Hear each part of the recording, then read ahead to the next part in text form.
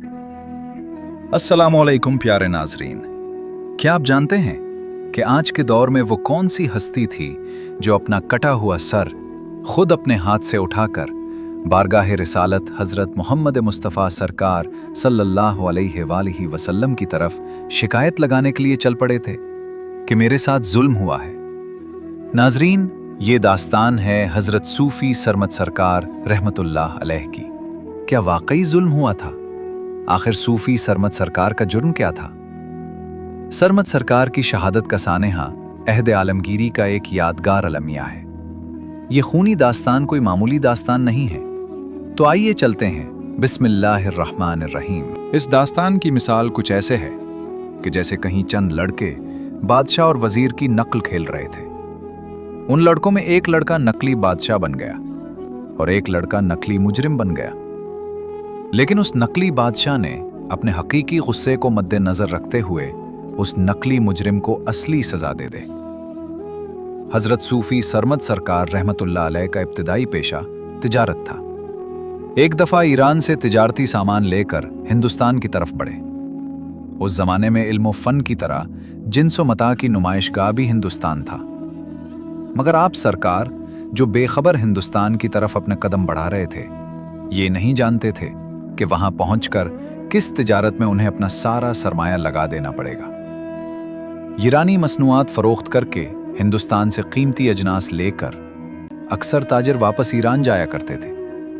लेकिन आपको शायद ये बात मालूम नहीं थी कि क़ज़ा आपके खिलाफ फैसला कर चुकी है। तिजारत तो आपको आखिर हयात तक करनी पड़ेगी, मगर कीमती सोने चांदी के बाजारों में नहीं, बल्कि बाजारे हुस्न व इश्क में, जहां चांदी सोने की जगह दिल सद पारा और जिगर सद जख्म हो जाते हैं।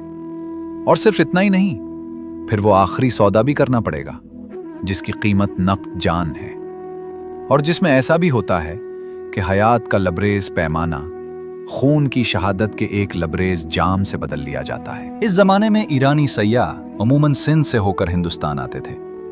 सिंध के शहरों में ठट्ठा एक मशहूर और तिजारती शहर था। यही ठट्ठा हजरत सूफी सरमद सरकार रहमतुल्लाह अलैह के लिए तजल्लीगाह बना। हजरत सूफी सरमद सरकार भी इसी शहर में तिजारत के लिए रुक गए। इस शहर में एक हिंदू लड़का रहता था जो कि काफी खूबसूरत भी था और उसकी आवाज भी काफी खूबसूरत थी। एक दिन वो बाजार के एक कोने में बैठा कुछ गुमना रहा था।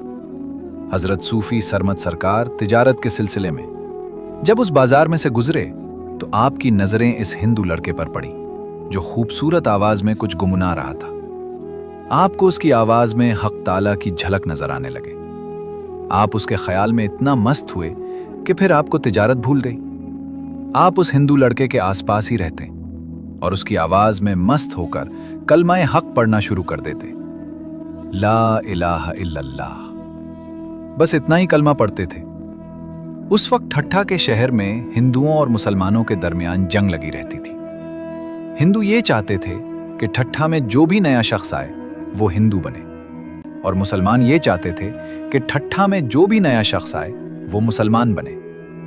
यानी कि दोनों मज़ाहिब हर आने वाले शख्स को अपनी तरफ खींचते थे।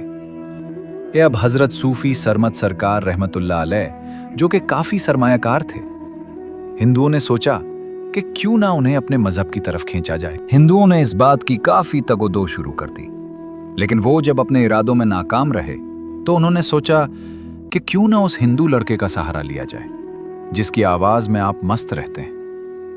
उन्होंने उस लड़के के वालिद से बात की।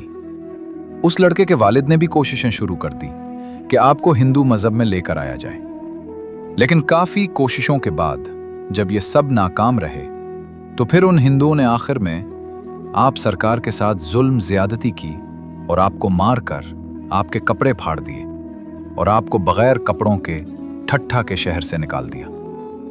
हजरत सूफी सरमद सरकार रहमतुल्लाह अलैह ने मुद्दतों सहरा की खाक छानी, गरम खाक पर।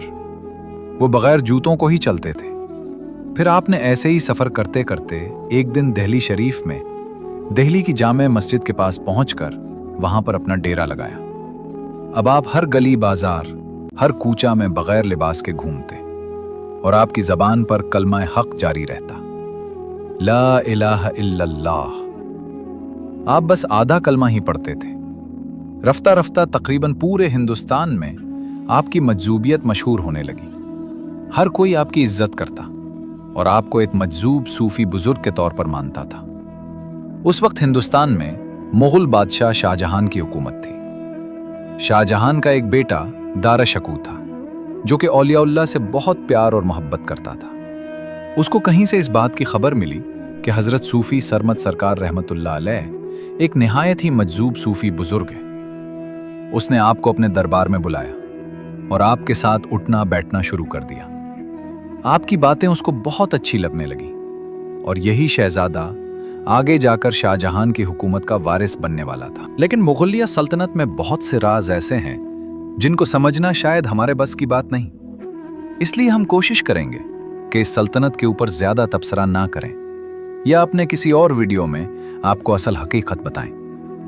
वक्त के साथ शाहजहां का बेटा जब आप सरकार के पास काफी बैठने लगा, तब मुगलिया दरबार में काफी मसाइल चल रहे थे और शायद कि औरंगजेब आलमगीर की होशियारियों से दारा शकू काफी तंग आ गया था। इसीलिए उसने सूफी सरमद सरकार जैसे मजजूब की सोहबत को ज्यादा तरजीह देने शुरू कर दी और वो आप सरकार का अकीदतमंद बन गया। अब दूसरी तरफ होता कुछ यूं है, शहंशाह औरंगजेब आलमगीर ने एक नई चाल चली और चालबाजियों और काफी खूनरेजी के बाद शहंशाह औरंगजेब आलमगीर तख्त नशीन हो गया।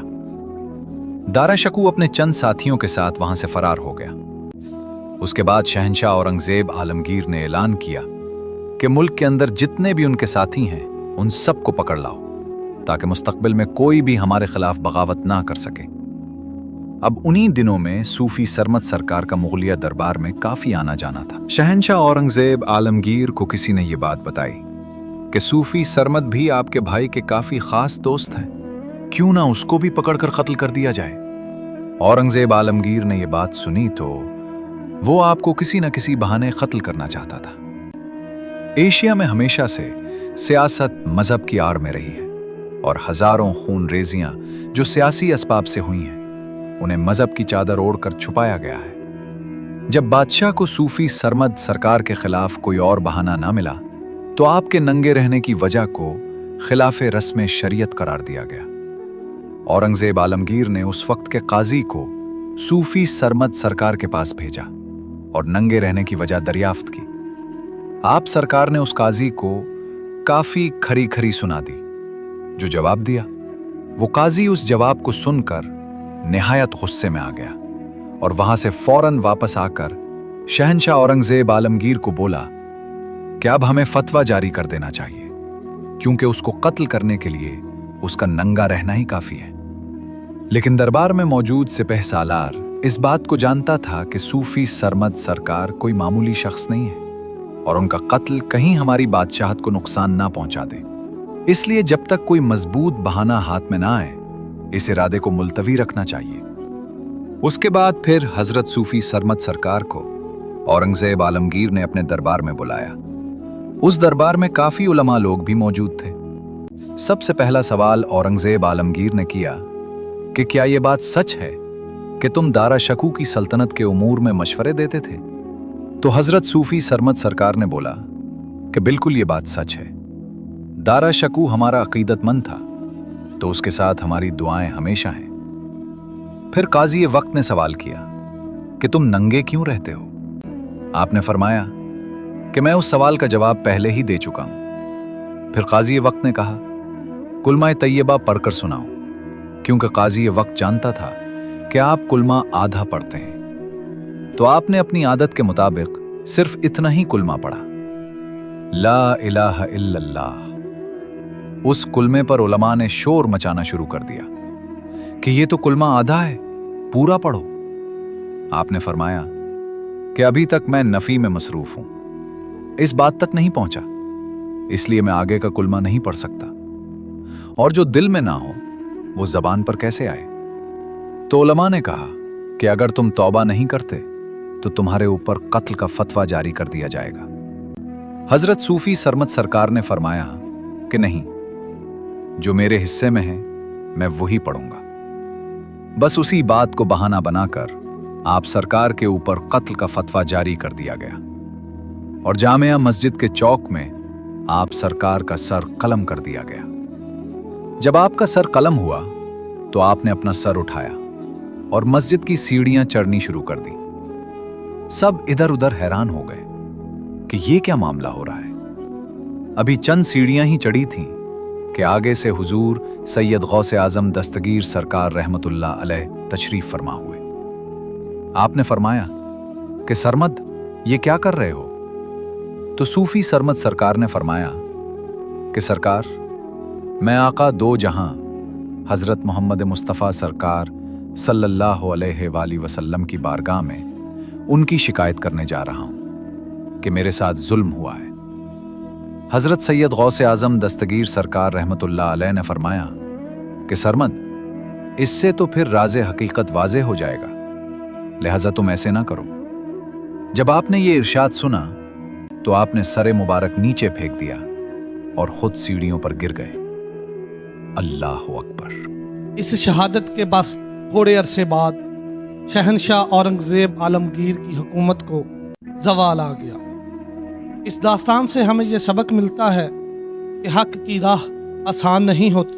जो लोग सच और इश्क इलाही के रास्ते पर चलते हैं, इन्हें आजमाइशों और मुश्किलात का सामना ज़रूर करना पड़ता है, लेकिन सच्चा आशिक अपने मौक़िफ़ से कभी पीछे नहीं हटता। हमें चाहिए कि हर हाल में हक का साथ दें। अल्लाह ताला हमें हक समझने और इस पर चलने की तौफीक अता फरमाए।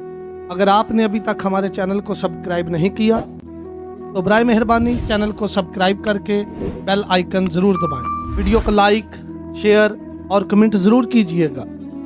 दुरूद व सलाम हो आकाए दो जहां हज़रत मोहम्मद मुस्तफ़ा सरकार सल्लल्लाहु अलैहि वसल्लम और आपकी आले पाक पर। आमीन।